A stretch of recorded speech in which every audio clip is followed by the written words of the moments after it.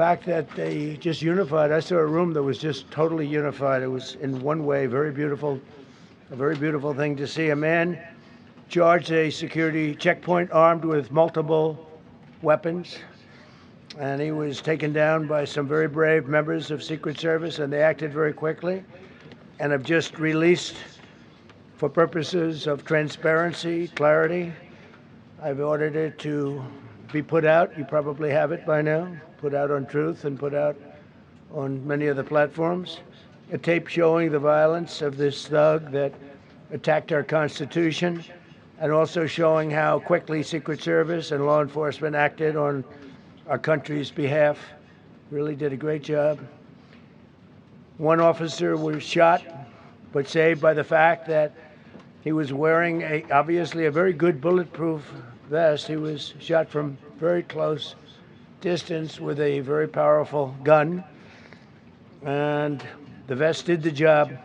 I just spoke to the officer, and he's doing great. He's in great shape. He has very high spirits, and we told him we love him and respect him, and he's a very proud guy. He's very proud of what he does, Secret Service agent. And we looked at all of the conditions that took place tonight, and I will say, you know, it's not a particularly secure building, and I didn't want to say this, but this is why we have to have all of the attributes of what we're planning at the White House. It's actually a larger room, and it's much more secure. It's drone-proof, it's bulletproof glass. We need the ballroom. That's why Secret Service, that's why the military are demanding it.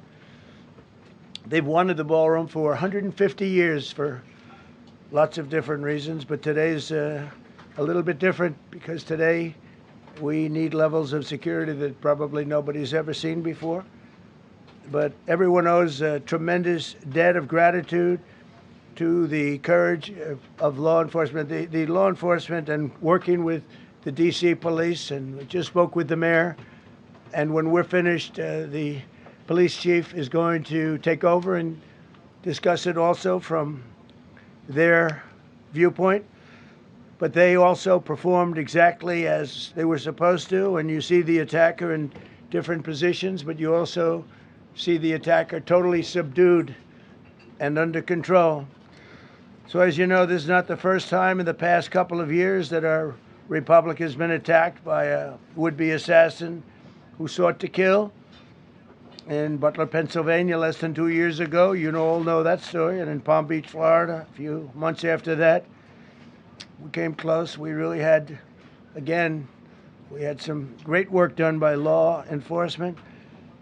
But in light of this evening's events, I ask that all Americans recommit with their hearts in resolving our difference peacefully. We have to resolve our differences. I will say, you had Republicans, Democrats, independents, conservatives, liberals, and progressives. Those words are interchangeable, perhaps, but maybe they're not. But yet everybody in that room, big crowd, record-setting crowd. There was a record-setting group of people, and there was a tremendous amount of love and coming together. I watched, and I was very, very impressed by that. But we were, First Lady and I were taken very well care of, very quickly rushed off the stage. Vice President J.D. Vance, who's here, was likewise beautifully done. He was just saying how quickly everybody acted, law enforcement, Secret Service in particular in this case, but law enforcement. Marco had the same thing. Pete was there. Pete didn't want any help. He didn't want anybody to help him. He doesn't want anybody to help him, but he did get some, didn't you? And I think you also said that it was very impressive. So with that, I'd like to ask Todd Blanche to come up, say a few words, and tell you it's already underway. The man has been captured. They're going to his apartment. I guess he lives in California, and he's a sick person, a very sick person, and we don't want things like this to happen. I think it's very important that I say, though, and I told the representatives of the evening, they did such a beautiful job. It was such a beautiful evening.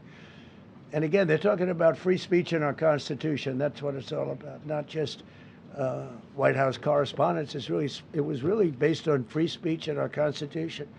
But I said very importantly that we'll do it again within the next 30 days, and we'll make it bigger and better and even nicer. So I just want to thank everybody that was involved. I also want to thank the press, the media. You've been very responsible in your coverage. तो राष्ट्रपति Donald Trump को आप सुन रहे थे। एक बार फिर शुरू करेंगे खबरों का सिलसिला।